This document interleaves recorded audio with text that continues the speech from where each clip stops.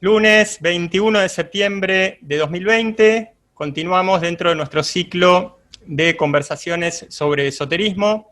Llegamos al número mágico, al 13, corresponde a mi fecha de nacimiento y en mi caso, con el pequeño detalle que nací un 13 de octubre, matanza de la línea sagrada de los templarios en 1307, a cargo de el no tan lindo Felipe el Hermoso.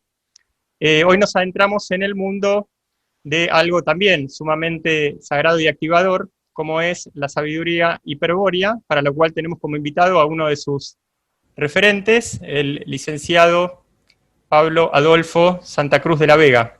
Gracias, Pablo, por recibirnos. Un gusto estar con ustedes, don Carlos Guillermo Senra. Lo seguimos por su trabajo tan importante, en tan importantes también referentes de la información, difusión de información alternativa como TLB1, Toda la Verdad Primero. Así que es para nosotros todo un honor estar con usted en este primer encuentro conversatorio. Bueno, para hablar Pablo, de temas tan interesantes. Ya nos adentramos, sí, en cuestiones relacionadas con la gnosis hiperbórea, así nos permitimos titular este programa. No quiere decir que no toquemos cuestiones adyacentes, pero bueno, vamos a gnosis e hiperbórea. Gnosis creo que en sentido general es todo lo relacionado al conocimiento sin contacto, pero con un, digamos, inequívoco tinte de un conocimiento sin contacto sobre lo sagrado, sobre lo profundo, sobre lo eterno. Y lo hiperbóreo ya es un término que, digamos, un poquito combina lo histórico con lo antropológico, con lo mítico. Yo recuerdo una vez grabé un programa sobre la hiperbórea y encontré mágicamente un disparador que me pareció genial, que no recuerdo cuál era el autor de aquella frase, que decía: ni Grecia ni Roma, creo que decía ni Oriente ni Persia, la sabiduría viene del norte. Pareció un disparador magnífico y lo aproveché, y bueno, de ahí, como decimos en Argentina, su ruta. Y ahí tenemos que, es como que hay un juego entre lo histórico y lo mítico, formamos parte, usted y yo al menos no tenemos la menor duda, nos estamos ocupando de este tipo de cosas, nada menos de algo que podríamos llamar un linaje humano con el principio espíritu, el principio transpersonal del espíritu activado, y lo hiperbóreo es justamente un linaje dentro del cual por suerte quedamos algunos sobrevivientes, algunos virias dormidos con la posibilidad de entrar también legítimamente en este juego, algunos pasú aparentemente mezclando su sangre con un viria o quizás con un sida puedan llegar a hacerlo también, pero bueno, ahora muy interesados en que usted nos defina, nos explique gnosis y lo hiperbóreo.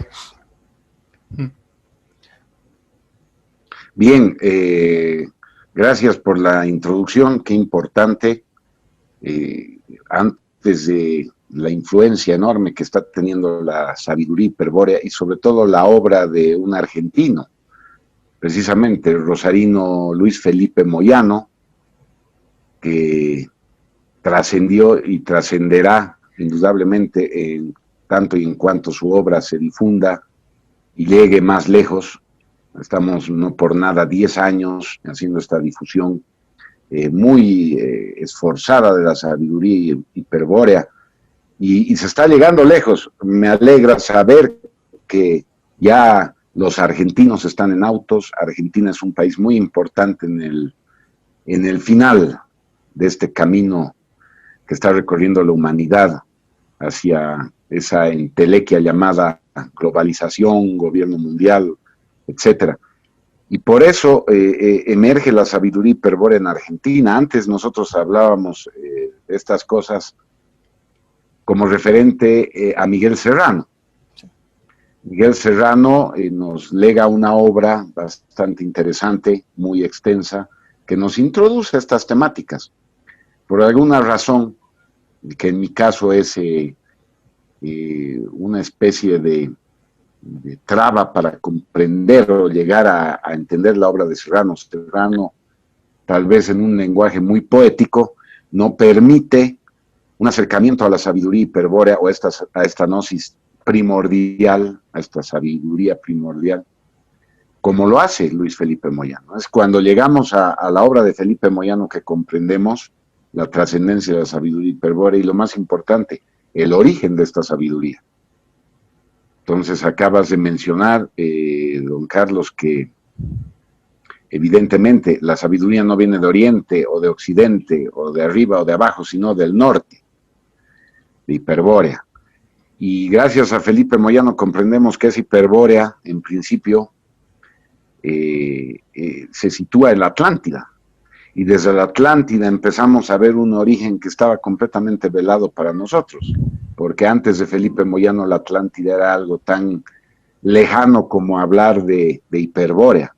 Sin embargo, con Felipe Moyano nos acercamos a ese rasgo antropológico que todavía existe y nos narra pues la historia de los orígenes cuando somos todos descendientes de los atlantes, sobre todo los íberos, y qué importante había sido que la llegada de estos atlantes después del gran cataclismo a ciertos istmos o penínsulas, en este caso la península ibérica, pero también sin lugar a dudas llegaron a otros lares por el norte, estamos hablando de Escandinavia, Países Bajos, seguramente llegaron, pero son los íberos los más importantes y nos damos cuenta que el origen de esta sabiduría es la hispanidad para nuestro orgullo y no habíamos sido tan terceros o cuartos en el orden mundial, habíamos sido los más originales y los primeros, y tal vez los más grandes, los íberos, más grandes que los anglosajones, más grandes que los nórdicos, más grandes que otros pueblos que considerábamos por la cultura del sistema superiores, pues no es así. Habíamos pertenecido a esas estirpes y sobre todo las habíamos precedido. Entonces, qué importante rescatar este dato por Luis Felipe Moyano, que la hispanidad es sumamente importante y que su obra, que puede ser considerada como la más excelsa, erudita, completa, integral de todos los tiempos, sin lugar a dudas, está escrita en español. A mí me decía bueno, aquí la cultura que siempre degrada lo hispánico o lo trata de tildar de retrasado, nos decían que los mejores libros están escritos en inglés, que por eso teníamos que aprender a hablar inglés. Y ahora, pues, bueno, se quedan chicos. Los mejores libros del mundo, el mejor libro del mundo, la sabiduría más grande que existe en este universo, está plasmada por un argentino, es decir, por un sudamericano, en español. Y van a tener que aprender ingleses, alemanes, franceses, español, para poder entender la sabiduría hiperbórea y comprenderse a sí mismos. Porque también la historia de estos pueblos milenarios resalta en la sabiduría hiperbórea de una manera que la sinarquía o el gobierno mundial hoy nos esconde, ¿no? Todo en desmedro del nacionalismo, de los estados-nación, rebajar al hombre, igualarlo, ¿no? Para abajo, obviamente, en un conglomerado mundial global para instaurar esa su entelequia que se llama gobierno mundial, que ahora estamos viviendo esos efectos de la proyección sinárquica de este nuevo orden mundial. Entonces, en principio, podemos decir eso, que creo que puede marcar el inicio, pues, de esta conversación. Pablo, antes de sumergirnos, que obviamente vamos a hacerlo de alguna manera, en la obra de Luis Felipe, en Belicena, en los fundamentos, algo que me está viniendo mucho a la mente en este momento, yo se lo comentaba antes de empezar esta entrevista, empezando por una derivación de aquello. Si hay un momento en la historia de la humanidad que se habla de contagio, es este. Y lo significativo es que en general no nos ponemos a pensar cuando hablamos de contagio de qué? Y de lo malo y de la enfermedad. Y una pregunta mágica que yo más de una vez me hice en mi vida, y sobre lo cual, gracias a Dios, escuché hablar, pero ¿no se puede contagiar lo bueno? ¿No se puede contagiar la salud? ¿No se puede contagiar la conciencia? Tan espontáneamente, tan por ósmosis, si se quiere, como ocurre por la enfermedad. Y por suerte escuché alguna vez de parte de uno de mis maestros que efectivamente sí se puede, pero tiene que ver con el nivel de ser, con esta cuestión de la activación transpersonal superior. Y también tuve la suerte de escuchar que esto puede ocurrir a nivel social y que hay algo que técnicamente se llama la transmutación del tejido social. Y ese es un tema por el cual sí me parece bueno ahora entrarle suavemente a la sabiduría hiperbórea, a ver qué enseñó Luis Felipe en relación a que sí, parece que podemos arquemonizarnos como individuo, pero puede haber una arquemonización, por llamarlo de alguna forma, al menos de una masa crítica por la cual haya un contagio positivo, y no el contagio que todos conocemos ahora y más que nunca en la historia. Así es, Carlos. Evidentemente, la sabiduría hiperbórea es un protocolo de purificación y de esclarecimiento. Eso es lo que es, más allá del dogma, más allá de la creencia. Entonces, está dirigido primeramente a todas las personas que sienten la inquietud de fusionarse con las necesidades del pueblo y clamar por esas necesidades, ¿no? Entonces, hay ciertos individuos que pueden canalizar el sentir del pueblo, ¿no? Y pueden ser la voz del pueblo. Estamos hablando de que la sabiduría hiperbórea nos enseña de que todos los pueblos del mundo tienen en algunos de sus individuos, de sus componentes, a potenciales líderes, como los llama, de la sangre pura, de la cultura, del origen existencial de esa colectividad, ¿no? Que se va generando de generación en generación, y por lo tanto aparecen estos agentes de cambio. Estos agentes de cambio tienen la posibilidad de ser escuchados por el pueblo porque son su propia voz. Entonces, si hay esclarecimiento en estos grandes líderes, en estos potenciales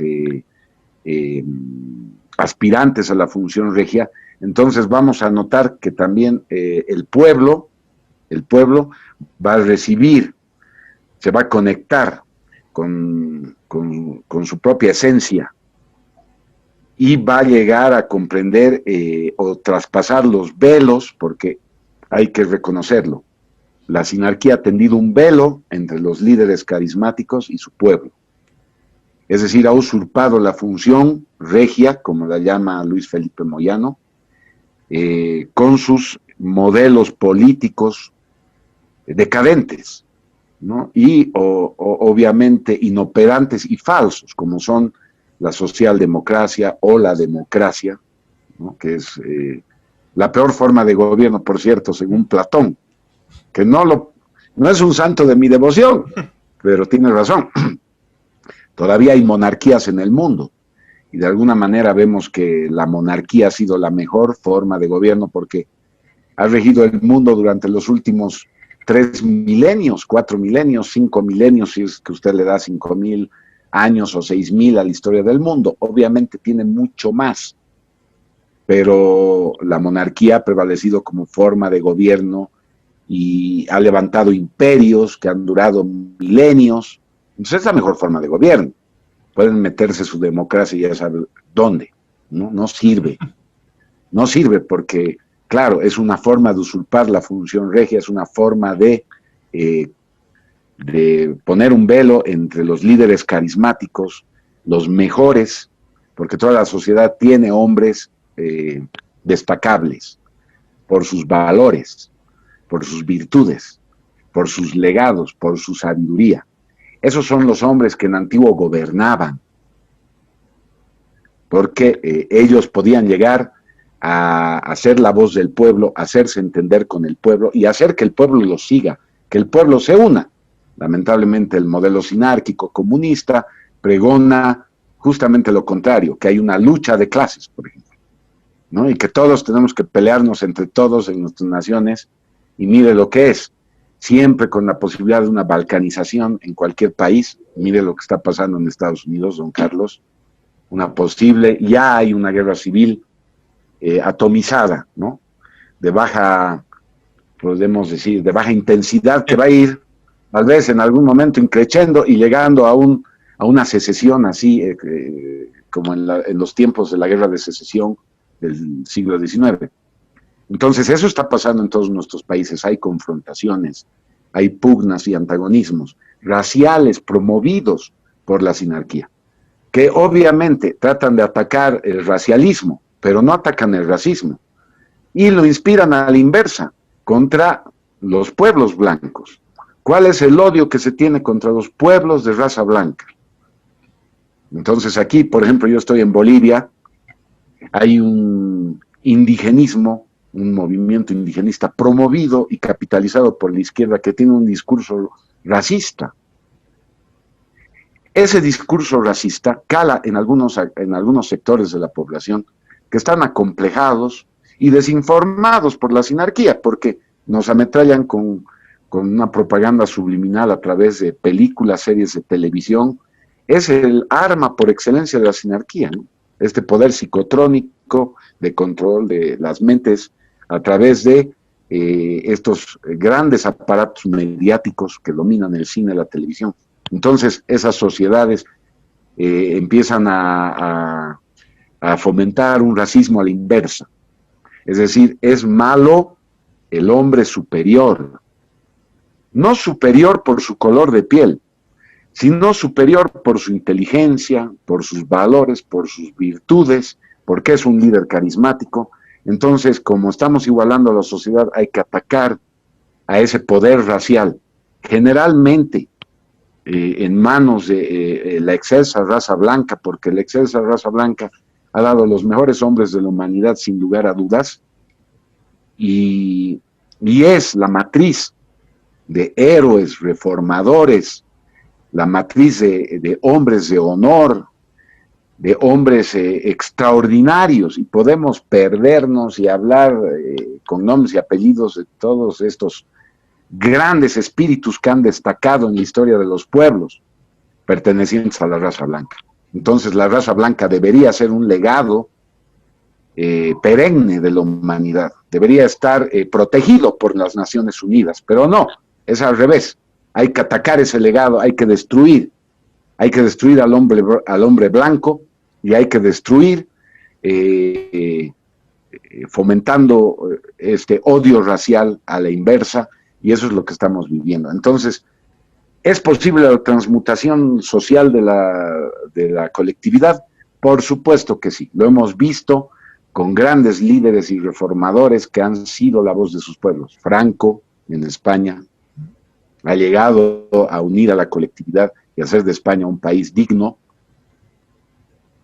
La España actual es un reflejo, pero muy distorsionado y realmente pequeño de lo que fuera otrora la España de Franco, y ni qué decir la España de los reyes católicos y la España que llegó a ser el imperio más grande que ha existido en la historia de la humanidad.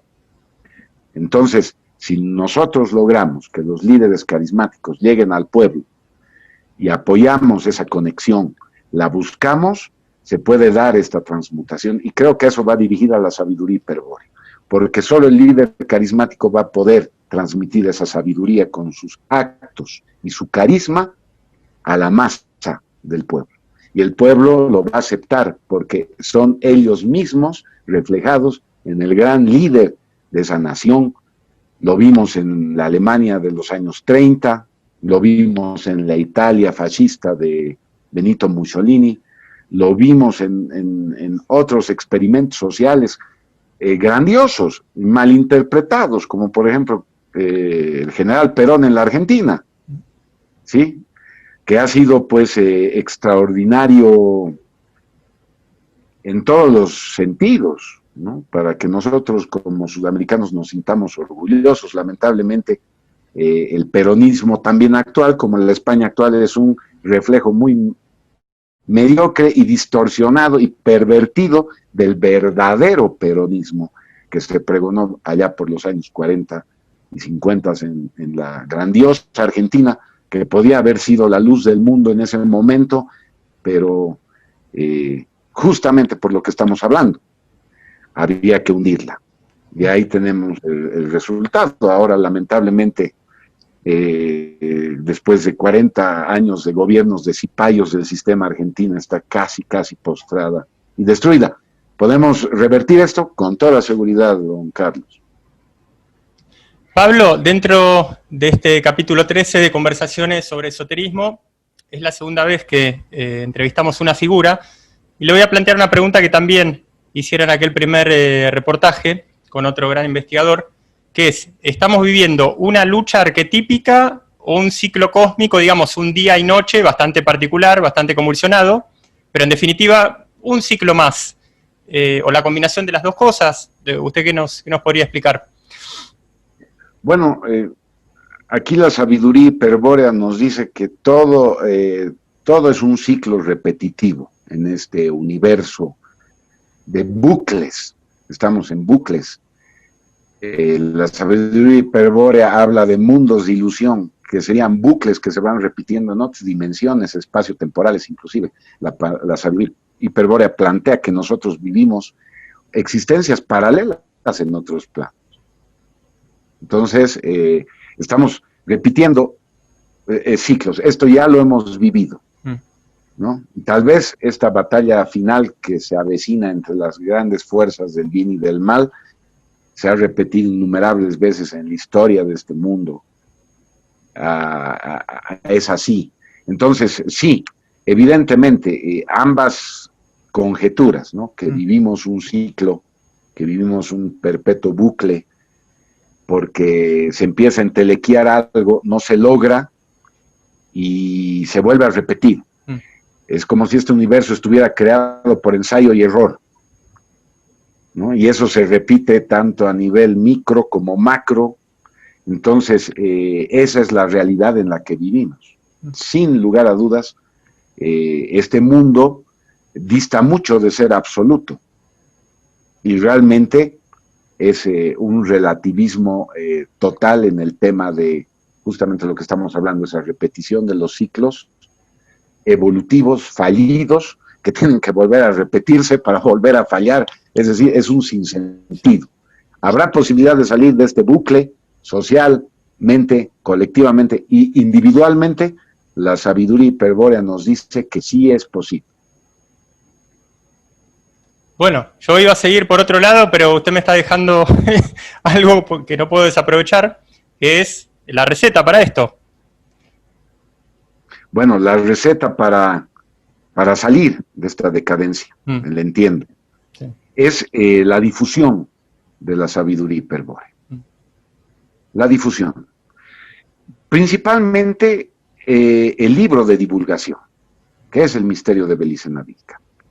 Si nosotros logramos que este libro de divulgación realmente emerja, porque todavía no emergió a nivel colectivo, no emergió, estamos en ese proceso y en esa lucha, pero por eso la resistencia del sistema, muchos escollos, la gente más adormecida y con ese soporífero poder de la droga mediática y también, ¿no?, de las drogas sociales, el alcoholismo, la diversión desenfrenada, el hedonismo consumista, el personalismo, el uso frecuente también de la drogadicción legal e ilegal, es decir, el ser humano está cada vez más dopado. Entonces, encontramos que hacer la difusión de Belicena Vilca es bien difícil. La gente no lee, la gente ha dejado de escuchar la voz de su propio espíritu, la necesidad de liberarse de las cadenas de sus complejos psicológicos. La gente por eso se sumerge en placebos. ¿Qué hacemos para difundir Belicena Vilca? O sea, es bien simple la respuesta, pero en el acto es sumamente difícil. El libro es esclarecedor en todos los sentidos. Me quedo con las palabras de grandes de la música contemporánea, ¿no? Que han llegado, por ejemplo, el líder de Cuchilla Grande en Argentina, digo en Uruguay, ¿sí?, que llegó a la sabiduría hiperbórea, y me quedo con sus palabras. Dice, el Belicena Vilca tiene todo. Tiene todos los argumentos que necesita un ser humano para poder comprender la verdadera realidad que nos han escondido, en todos los niveles, histórico, en el nivel espiritual, en el nivel psicológico, en el nivel también existencial. O sea, Belicena Vilca tiene muchas aristas, y en todas esas aristas te va tirando la sabiduría primordial para que tú recuerdes cuáles son los procesos de pensamiento adecuados, cuáles son los procesos de pensamiento erróneos, cómo han destruido y cómo han pervertido y distorsionado nuestra estructura cultural, al grado de que hay personas que no pueden entender muchos conceptos de la sabiduría hiperbórea porque ha sido atacada su estructura cultural de tal manera que ciertos conceptos, sobre todo metafísicos, son incomprensibles. La gente está castrada metafísicamente, es decir, estamos atravesando un momento muy difícil. Pero si logramos la difusión de Belicena Vilca, podemos, sin lugar a dudas, don Carlos, dar un paso muy importante hacia eso que estamos buscando, ¿no? Esa metástasis de la conciencia en el colectivo social, de la conciencia hacia la verdad que se ha escondido, que necesita llegar a la gente para que la gente se reencuentre a sí misma. Pablo, dentro del juego del gran mundo invisible y metafísico que completa la realidad que vemos y tocamos, existe la posibilidad de que haya almas irrecuperables. Hasta recuerdo en palabras de un maestro que decía, el esclavista tiene el alma podrida. ¿Y qué estaba queriendo significar? Sí, efectivamente, lo que dijo, que está podrida, pero que ya no se puede recuperar. Entonces, esta decadencia general a nivel humano, obviamente, ¿qué implica? Que hay muchas almas por recuperar, muchas almas irrecuperables, un poquito de las dos cosas. Bueno, según la sabiduría hiperbórea, hay un símbolo primordial que tenemos grabado a sangre y fuego en el alma, una impronta espiritual. Es como, para explicarlo en palabras sencillas a la gente, nosotros seríamos simplemente alma o monos animalescos sin esa impronta. Esa impronta es la que genera al final en nuestras esferas psicológicas la conciencia trascendente. Y por eso es posible cualquier evolución y cualquier trascendencia. Si el alma no tiene esa impronta, o se borra esa impronta del alma, entonces nos sumergimos en la naturaleza animalesca. Y de alguna manera lo que busca la sinarquía es borrar esa impronta. Y lo está logrando. Entonces podemos hablar de que hay una gran cantidad de gente que está en proceso de perder esa impronta espiritual, que podría ser y es el núcleo de la trascendencia, lamentablemente. Entonces la gente que es demasiado anímica, la gente anímica, que no tiene esta impronta espiritual, efectivamente está imposibilitada de comprender cualquier legado espiritual. Para terminar la idea y redondearla, mucha gente ha perdido la impronta espiritual, la imposibilidad de vincularse con el espíritu. Los símbolos, el lenguaje simbólico nos ayudaría a comprender un poco esto. Y vamos a ver cómo ha trabajado la sinarquía con estos símbolos, ¿no? Por ejemplo, el símbolo milenario de la esvástica. Esvasti significa buena suerte, buena fortuna. Esvasti es una bendición en la India, de ahí viene la palabra esvástica.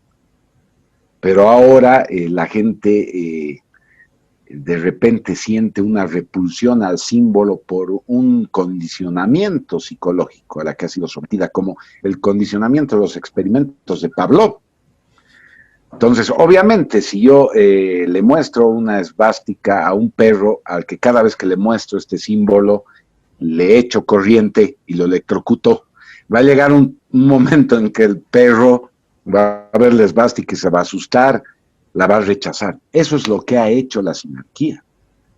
Y lamentablemente es este símbolo de trascendencia tan importante, parte de esa impronta espiritual que está en el alma y que nosotros debemos cultivar para comprender su significado y trascendencia. Entonces, mira el trabajo que está haciendo la sinarquía para que la humanidad pierda toda posibilidad de orientación hacia el espíritu. Veamos al espíritu como el mundo verdadero, ¿no? Como el mundo del valor y la virtud absolutos, que es posible que nosotros canalicemos y poder así ser grandes héroes de la humanidad. Aquí se me viene a la memoria Blas de Lezo.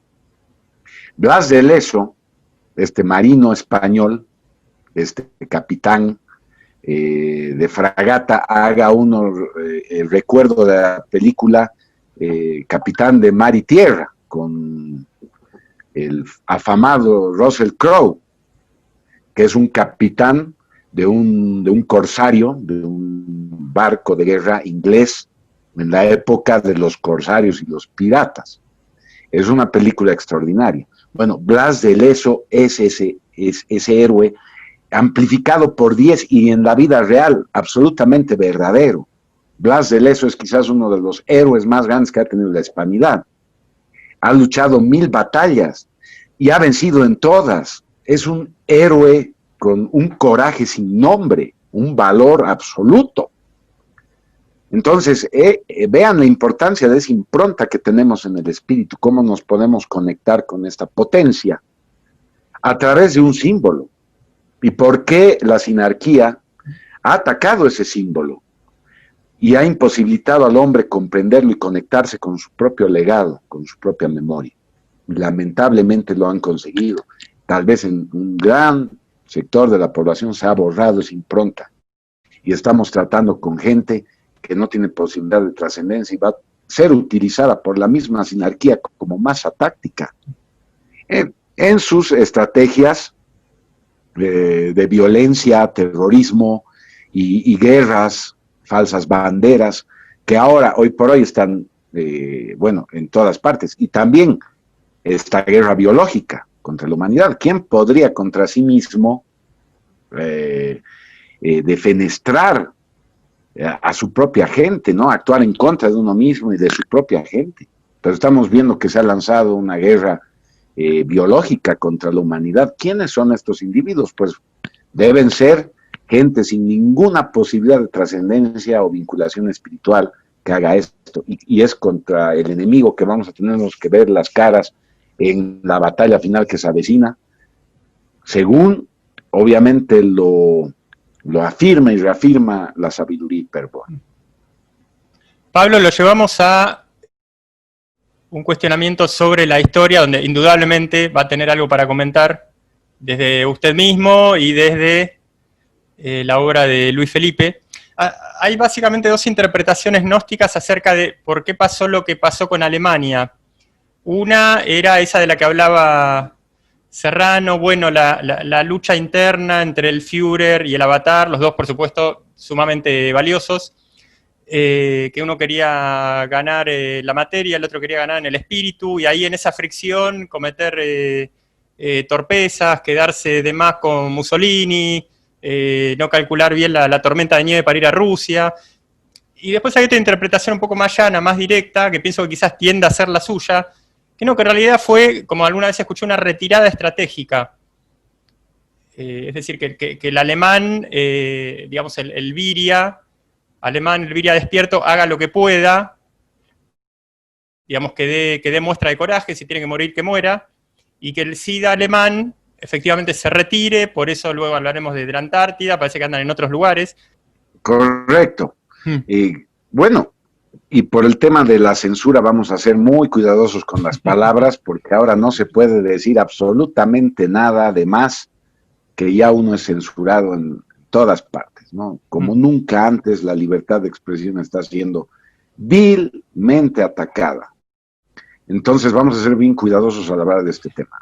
Obviamente, el Führer plantea una estrategia total. que en principio no se comprende, ¿no? Mucha gente me decía, ¿cómo es posible que sea verdad lo de los ovnis del Tercer Reich si es que perdieron la guerra? Porque si tenían esas tecnologías, ¿por qué no la ganaron? ¿No? Es la pregunta más frecuente que una persona racional le va a plantear a uno. Entonces, cuando uno se pone a pensar en todos los adelantos y las proezas de la Alemania nacional socialista, de esa Alemania de los 30, pues uno no puede ver más que realmente la victoria y la superación de un pueblo en todos los niveles. Nunca han habido tantos adelantos sociales y tecnológicos al mismo tiempo, ¿no? Adelantos sociales porque se logra un sistema económico extraordinario, ¿no?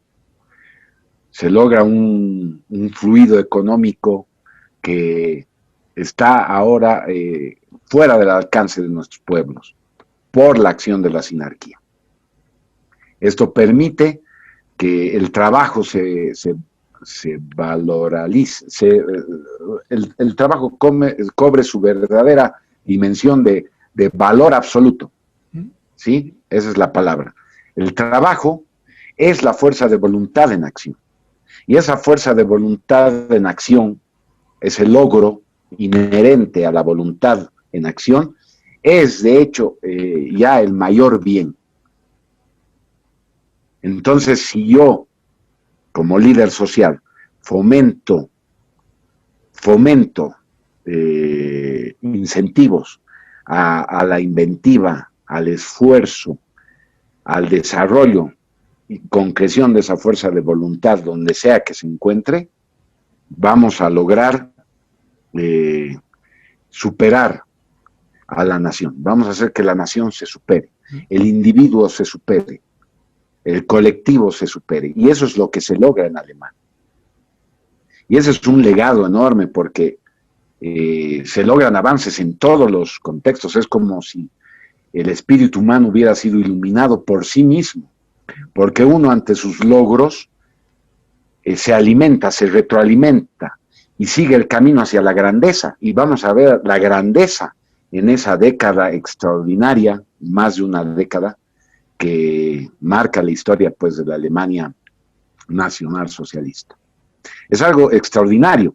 Es una victoria a todas luces, espiritual, una victoria espiritual que debería haberse visto acompañada de la victoria material, pero estamos viendo que en este mundo no es posible. En este mundo no es posible una victoria material porque en este mundo de los opuestos estamos completamente infiltrados por el mal intrínseco del mismo universo. El mismo universo es perverso por naturaleza y es aquí donde tal vez no coincidimos con muchos amantes, ¿no? O cómo podríamos llamarlos, seguidores de una idealización de la naturaleza, como si la naturaleza fuera el bien supremo y se quiere ver, digamos que en la época de la Alemania de los 30, ¿sí? Entonces había esa conexión con la naturaleza, ¿no? Por el respeto tal vez a los animales, que ha sido otra de las grandes ideas y de los grandes aportes del Tercer Reich. Ha sido esa conexión de nuevo de la humanidad, ¿no? Con la vida misma que está presente en la naturaleza, vida que debe ser respetada y honrada desde todo punto de vista, evidentemente. Eso no implica que justifiquemos que este universo de locura, ¿sí? Que este universo de caos y desorden sea bueno y que lo tengamos que justificar, vuelvo a repetir, perdón la redundancia. Entonces, no me voy a olvidar de este grandioso dicho que resume esa grandeza espiritual de la Alemania de los 30 y que reza en cuanto a la protección de la vida animal. Es tiempo, ¿no?, de que nosotros demostremos un enorme respeto y cariño como pago, ¿no?, como retribución a los animales por todos los servicios que han prestado a la humanidad en la historia. Lucha, son palabras hermosas que nos resumen este triunfo del espíritu en la Alemania de los 30, y qué pena que no haya podido prevalecer en el mundo materialmente, pero sí espiritualmente. Y es aquí donde hablamos de ese misterio. Se gana espiritualmente, aunque se pierda la batalla en la tierra temporalmente, porque es temporal. Vamos a volver a resurgir. Y como estamos hablando de que este mundo es de bucles, de ciclos, entonces hay que aprovechar estos grandes ciclos de resurgimiento de la humanidad. Y se prevé, mi estimado Carlos, ya ese resurgimiento. Está resurgiendo el nacionalismo. El nacionalismo se desprende de esta impronta espiritual que está plasmada en el alma y que resurge de tiempo en tiempo. Y lo estamos viendo en todos nuestros países, Carlos. Entonces, ese yo creo que es el triunfo espiritual de un Reich que materialmente no tiene palpable un triunfo material por el momento, porque aquí hablamos ya del misterio antártico y de la gran retirada que se planea y cómo ese legado se conserva, y bueno, posiblemente el triunfo material esté reservado para algún momento y lo vamos a poder vivir. Sería hermoso vivirlo en nuestro tiempo, ¿no? En tu tiempo actual, Carlos, en mi tiempo actual, que lo podamos ver, es más, que podamos ser parte de ello. Pablo, sabemos que hay camaradas, no solamente en la Antártida, sino en un lugar de Chile, cuyo nombre tenemos, lo vamos a decir Frenchy, en Groenlandia, en algún otro vacuoide por ahí.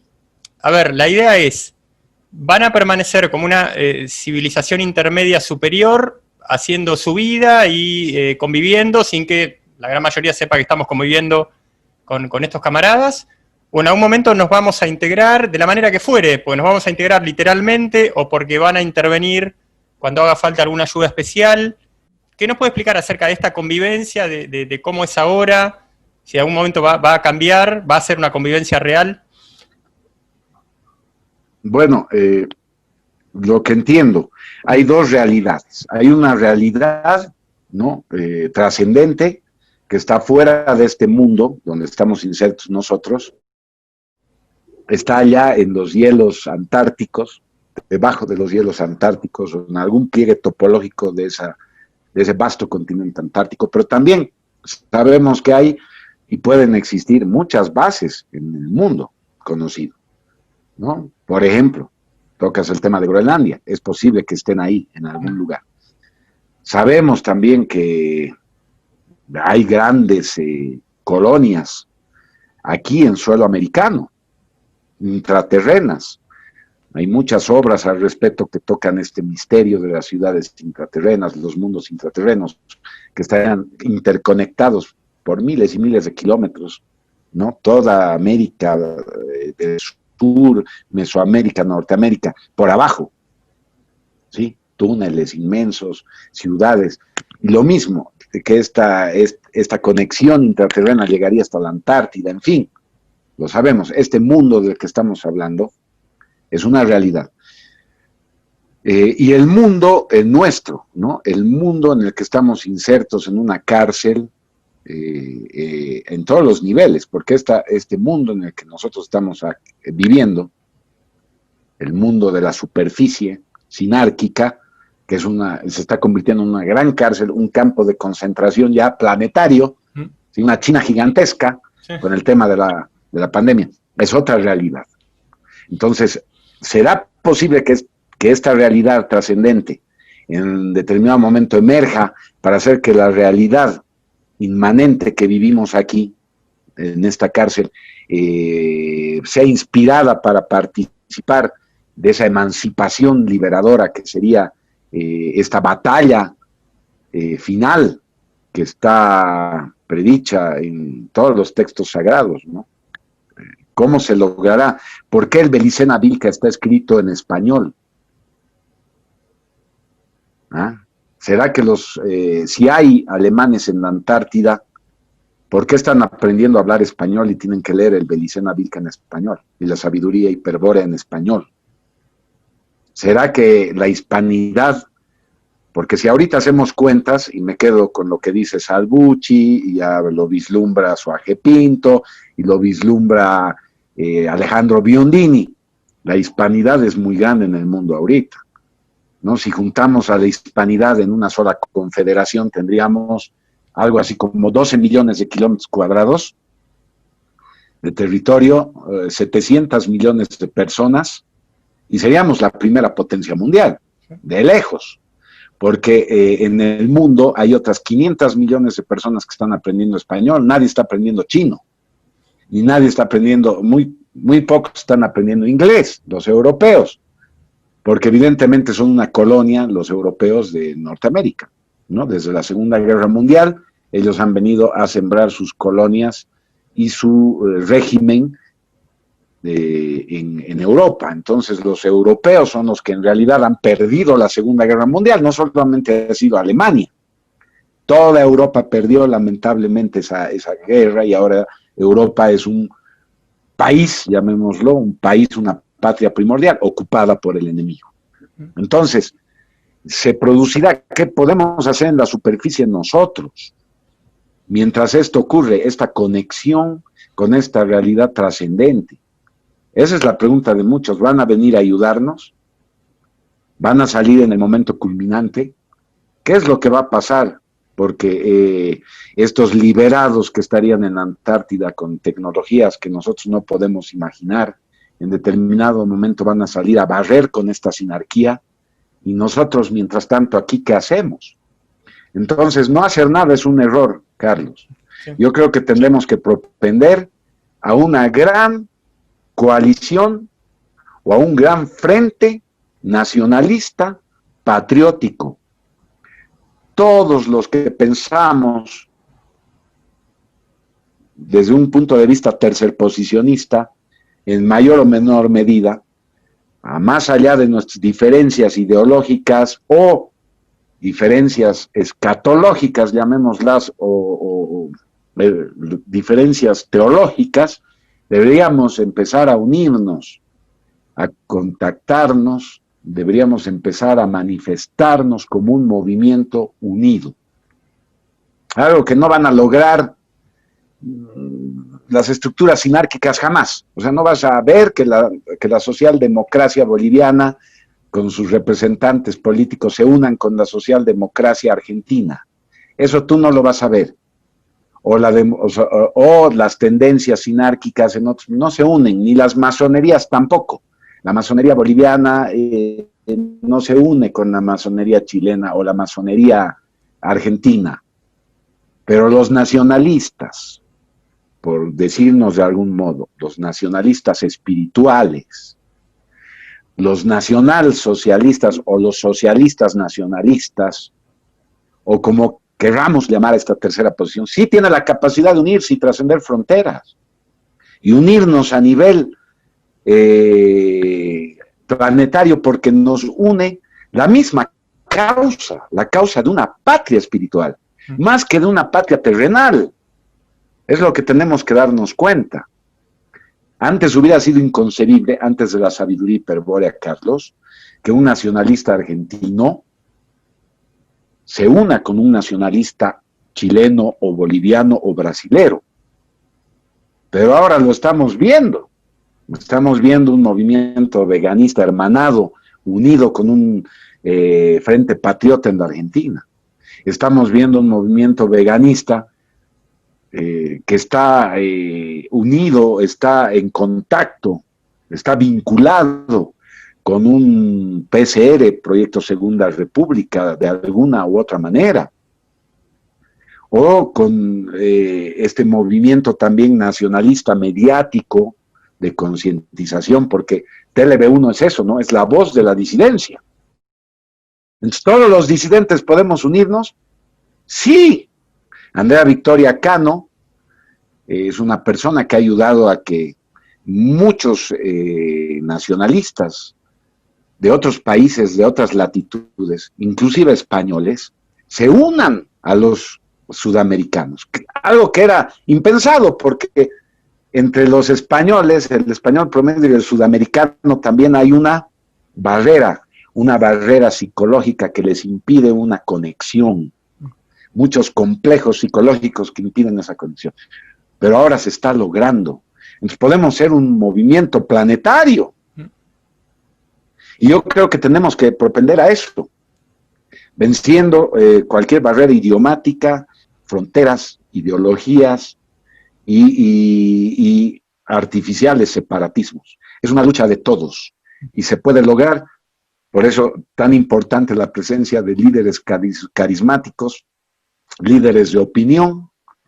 Tu trabajo, por ejemplo, Carlos, es muy importante, ¿no? Yo te consideraría dentro de la disidencia como un líder de opinión muy importante, con el que ya estamos entablando un contacto directo, y seguramente la Tribuna Radio de España ya te tienen la mira para hacer un contacto, saber quién es Carlos Guillermo Senra y su importante trabajo a través de todos estos años con este gran movimiento que es el tercerposicionismo, y también una tercera forma de ver el mundo, completamente diferente a este modelo único de pensamiento que nos quieren imponer.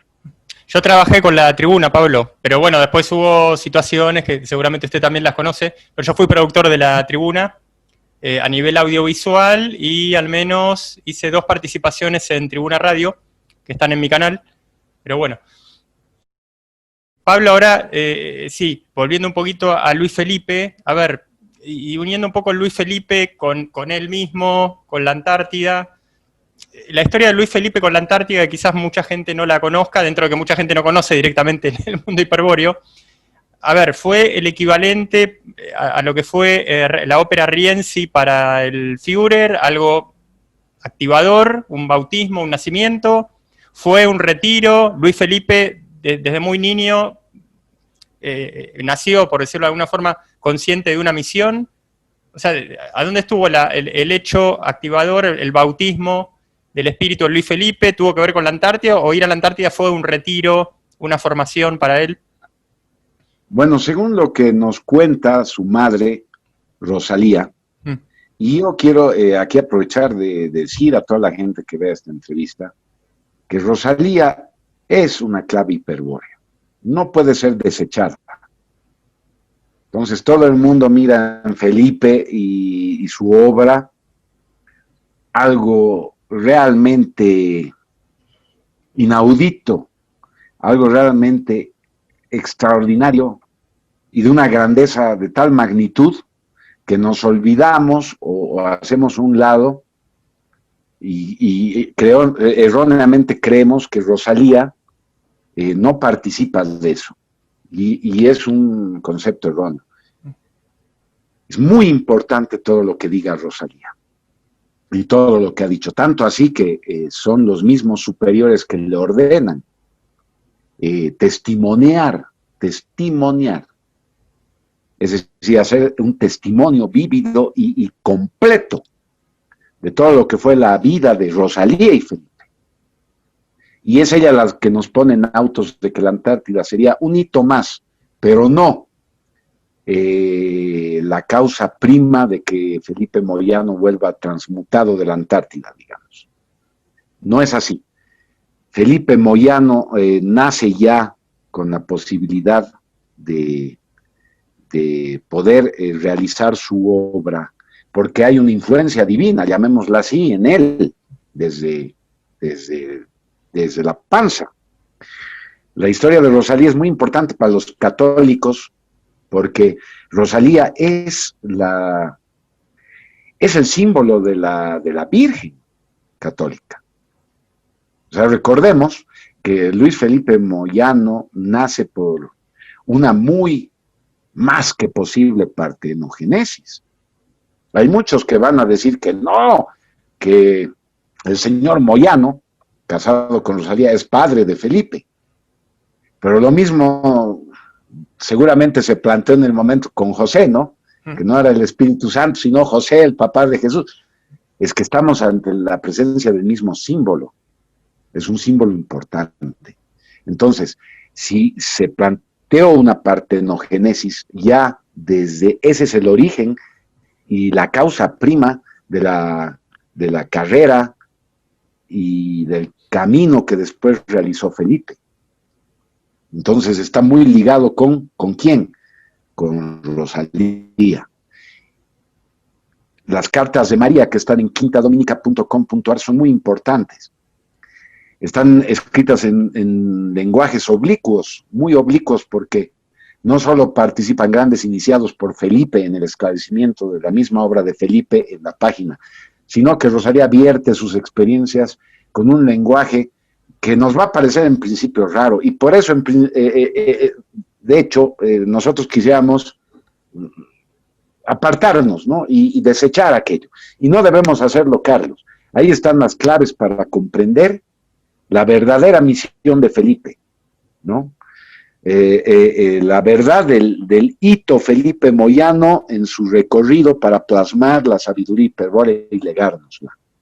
Ahí vamos a ver de que su vinculación con el origen es desde su nacimiento. Desde su nacimiento ya nace Felipe Moyano, como nace el liberador crístico en la teología cristiana, ¿no? Con todo el poder espiritual para poder cumplir su misión terrenal. Entonces eso podría yo decirte en principio. ¿Qué pasó con Felipe? Yo siempre me comparo, o mejor dicho, uno me hace relacionar al otro. Hubo un gran maestro mexicano judío llamado Jacobo Grinberg, que, bueno, a pesar de cuestiones supuestamente de contradictorias por el tipo de arquetipo, era realmente un ser liberador, también un gran estudioso de la conciencia, Grinberg. Y Grinberg a sus 48 años se evaporó de la Tierra, nadie sabe nada, hay suposiciones, cuestiones familiares, pero básicamente no se sabe qué fue de Grinberg, así como no se sabe qué fue de Felipe, y curiosamente creo que andaba más o menos por esa edad, por los 48 años, cuando dejamos de saber de él. Entonces, ¿qué nos puede aportar al respecto? Bueno, Carlos, vuelvo a repetirme a Rosalía, para que veas qué importante es Rosalía, porque Rosalía es la única que nos brinda una respuesta a esta inquietud. ¿Qué pasó con Felipe? Y ella lo dice, y puede parecer jalado de los pelos, pero puede ser que sea verdad, o sea, tienes que considerarlo, no puedes agarrar y hacerlo a un lado. ¿Qué nos dice ella? Que Felipe, cuando acabara su obra, sería llevado por como los llamaba a los dioses, a estas divinidades que se contactaban con ella, los extras, por extraterrestres. Entonces, sé que cuando termine Felipe su obra se lo van a llevar los extras, obviamente, porque su obra iba a cambiar todo. Entonces, imagínate, Felipe en determinado momento ha debido ser el hombre más buscado del planeta por la sinarquía, más que Julian Assange, y más que cualquier otro, Edward Snowden, es pues un piojo tuerto, si vale el término, sin ser despectivo con Snowden, al lado de la importancia como antagónico y enemigo del sistema de Luis Felipe Moyano. Entonces, de una u otra manera, deberían llevárselo, porque podrían haber graves consecuencias para su integridad aquí. Entonces se lo llevan. Pero la gente racional, la gente malintencionada, la gente escéptica, porque entre un escéptico y un malintencionado hay muy poca diferencia, ¿sí? Un escéptico con su escepticismo lastima y hace mucho daño, porque no se abre la posibilidad del prejuicio, del criterio. Es un negacionista total. Entonces, no falta este tipo de gente entre los seguidores y estudiosos de la obra de Felipe Moyano, que han empezado a circular que como era ridículo lo que decía Rosalía, ¿cómo se lo van a llevar los extraterrestres? Está loca. Entonces, murió en 1996, pero ojo, un rato, hay un certificado de defunción de Luis Felipe Moyano en 1996, pero Rosalía dice, también por sus palabras, que no es Felipe, es un clon de Felipe. ¡Un clon! Entonces, obviamente esos conceptos no entran pues en nosotros, personas racionales, si nos creemos toda la mentira del 11 de septiembre, y que unos árabes sin saber ni jota de inglés y ni nada de aviación, estrellan los aviones en las torres como si fuera la cosa más fácil del mundo en un videojuego.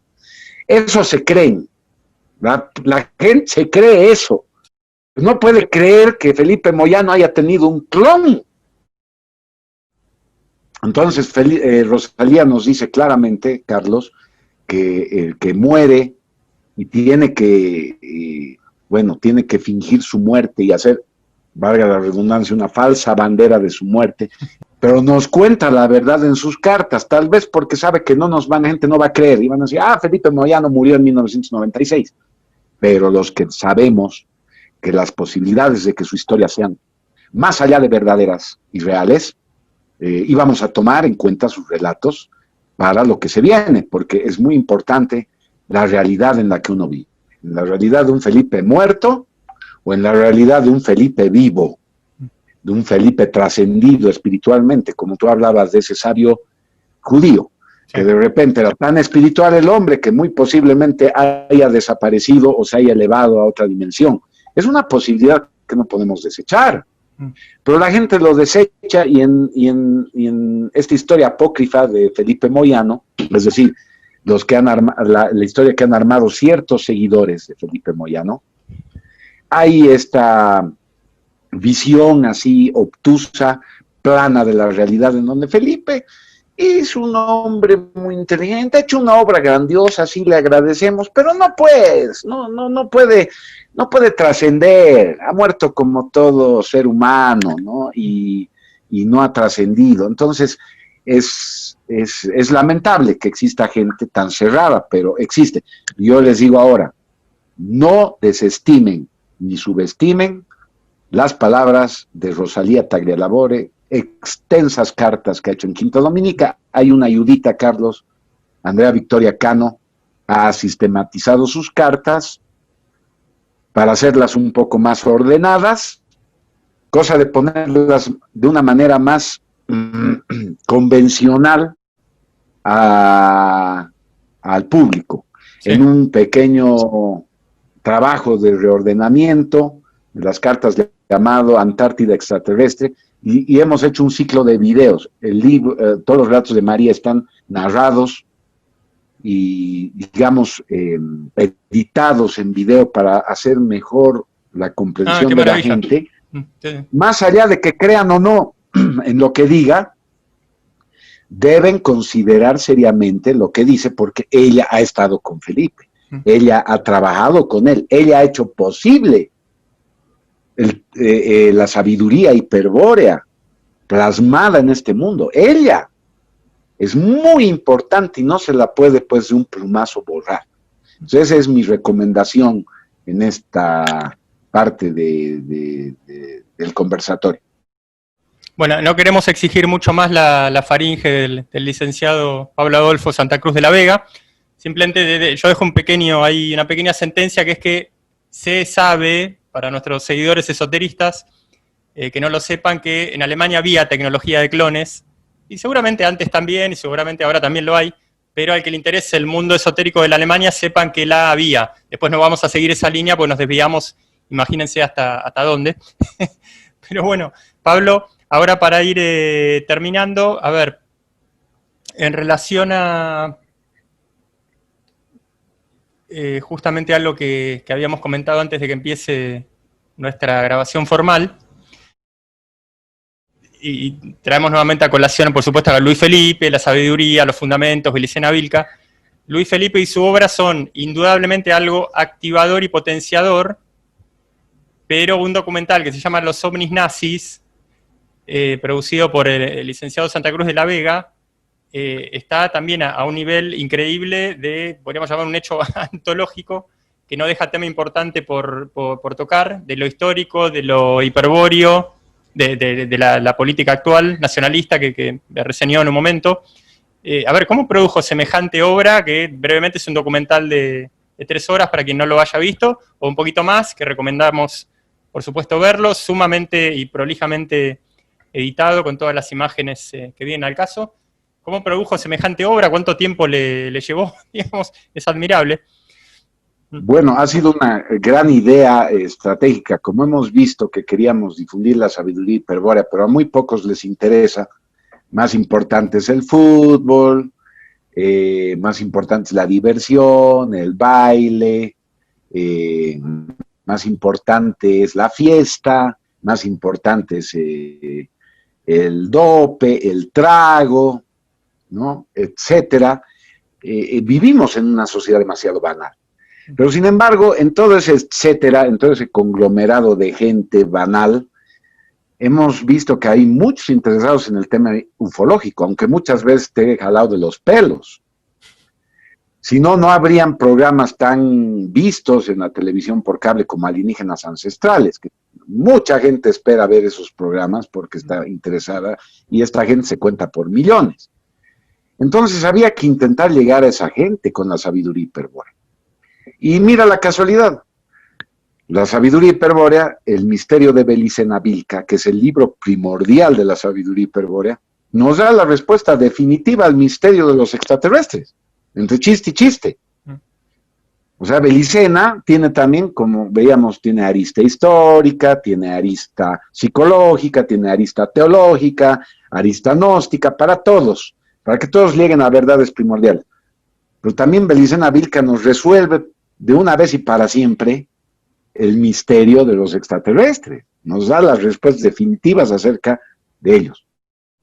¿Cómo no usar estas respuestas que nos da el Belicena Vilca sobre el tema ufológico para nosotros divulgar mediante esta verdad, esta revelación, la sabiduría hiperbórea? Eso es Proyecto OVNIS. ¿Sí? Es un gran mérito estratégico, sí, pero debo decirlo, su fuente primordial es la sabiduría hiperbórea. Es Felipe Moyano, que es el que resuelve de una vez y para siempre, vuelvo a repetir, el tema ufológico. Entonces, lo que hacemos nosotros es juntar las piezas de rompecabezas en un ensayo específico que se llama Proyecto OVNIS, que edito en primera instancia, más de 3 horas, es el que ha trascendido. Y lo digo de una manera muy honesta. Yo soy un principiante en ese momento para las tecnologías de la edición digital. Entonces van a ver una edición, sí, y la gente que hace edición se va a divertir mucho porque es más que casero el documental, ¿sí? Y es muy, claro, tiene una edición muy agresiva y una edición muy, ¿cómo la podríamos llamar? Llamativa, justamente porque es como un niño el que está editando, que no sabe nada de edición y del lenguaje de la imagen. Pues con las disculpas del caso, por la edición de Proyecto OVNIS, mira cómo es la vida, este Proyecto OVNIS trasciende. Antes de que hubieran influencers en YouTube, que es reciente, en el 2012 no había ningún Luisito Comunica, ni en el 2013. Lo utilizo a Luisito Comunica como uno de los más famosos influencers de Latinoamérica. No habían. Y no habían videos con millones de reproducciones como las de Luisito Comunica con cualquier tema banal. No existía en YouTube eso. Ni siquiera estaba monetizado. Los videos de Proyecto OVNIS empezaron a sumar cientos de miles y luego millones de reproducciones, ¿no? Con ese lenguaje de la imagen muy precario que yo tenía. Pero supongo que la honestidad de la propuesta hizo que el Proyecto OVNIS trascienda y la no censura. O sea, yo no me limito en mi lenguaje a decir las verdades en Proyecto OVNIS de una manera muy directa. Y esto gustó a la gente. Ahora, lamentablemente, por la censura que hay en Internet, la gente no puede acceder a este material. Todo lo han borrado. Todo nuestro trabajo de 7 años de difusión de Proyecto OVNIS fue borrado de un plumazo de la noche a la mañana en un atentado así correctivo de la censura que sin lugar a dudas estuvo supervisado por servicios de inteligencia, porque solo bajaron nuestros canales y todos. antes de que bajen los canales de otros grandes conocidos disidentes de YouTube, nos bajaron los nuestros. Y el trabajo tuvo una continuidad, mi estimado Carlos, porque no solo es Proyecto Ovnis 1, sino Proyecto Ovnis 2, Proyecto Ovnis 3, Proyecto Ovnis 4, hasta Proyecto Ovnis 5. Más o menos a 3 horas por documental, ¿no? Un promedio, estamos hablando de 15 horas de documental selecto de Proyecto Ovnis. He ido mejorando ese lenguaje primario de edición que tenía. Lo he ido mejorando y puliendo porque, como todo disidente, tenemos que maximizar los recursos. Nosotros no tenemos grandes oficinas con editores profesionales para hacer nuestro trabajo. Nosotros tenemos que hacerlo todo. No somos escritores, pero escribimos. No somos videastas, pero hacemos videos. No somos cantantes o músicos, pero hacemos nuestra música para poder difundir mediante este lenguaje las verdades hiperbóreas. Es decir, no somos nada, pero lo hacemos todo, ¿no? Alguien decía Pablo Santa Cruz como un hombre orquesta. No solo Pablo Santa Cruz, todos los disidentes, en mayor o menor medida, son hombres orquesta. Entonces, esa es la realidad del Proyecto Ovnis. La pueden encontrar en plataformas alternativas, toda la producción. Sí. Por ejemplo, estamos utilizando mucho, para los que están escuchando y han sido censurados, una plataforma que se llama UGTube o UGTube. Muy buena, ahí estamos con todo, pero también hemos sabido aprovechar Vimeo, BitChute, World Truth Video. Andrea Victoria Cano ha explotado también estas redes sociales alternativas. Inclusive el Facebook ruso como VK tiene una plataforma de videos bien interesante. Hay plataformas como Gavi, para sustituir a Twitter, porque en Twitter también la censura no se deja esperar. En fin, estamos trabajando duro para poder seguir en una segunda ola de difusión, de Proyecto Ovnis, y en una segunda ola de difusión de todo. Los proyectos los videos de Rosalía Taglialavore, el trabajo que hemos hecho de recopilación de sus cartas, ha sido también censurado. El videolibro de Belicena completo, un trabajo maravilloso. No creo que haya videolibro más grande en el mundo, porque son 93 videos. Estamos hablando de 50 horas de narración ininterrumpida de Belicena Vilca en 93 capítulos. Ha sido borrado.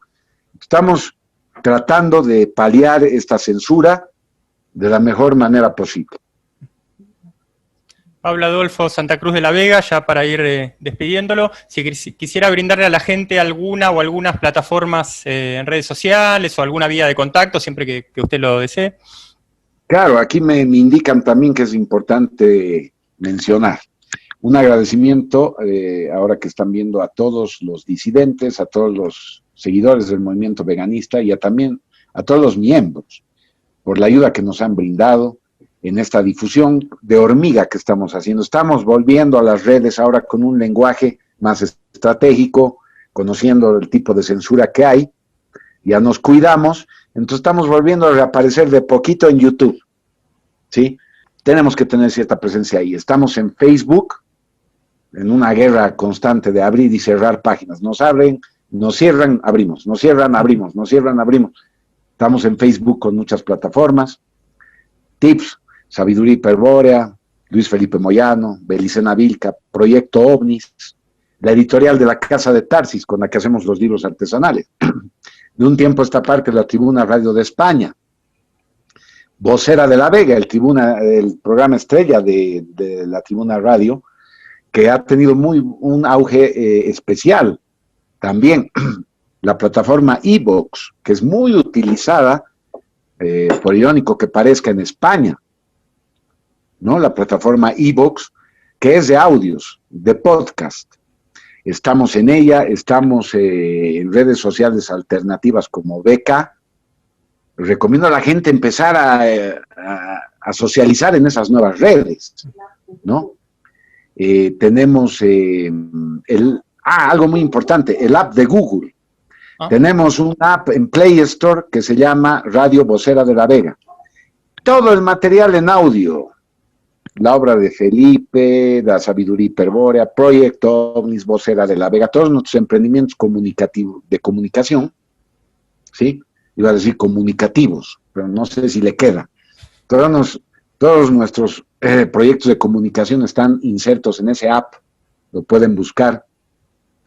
Y si no se me olvida nada más, decirle a la gente que es bien importante el tema de las plataformas Humac, la plataforma Escribe, donde estamos posteando los libros digitales, PDFs.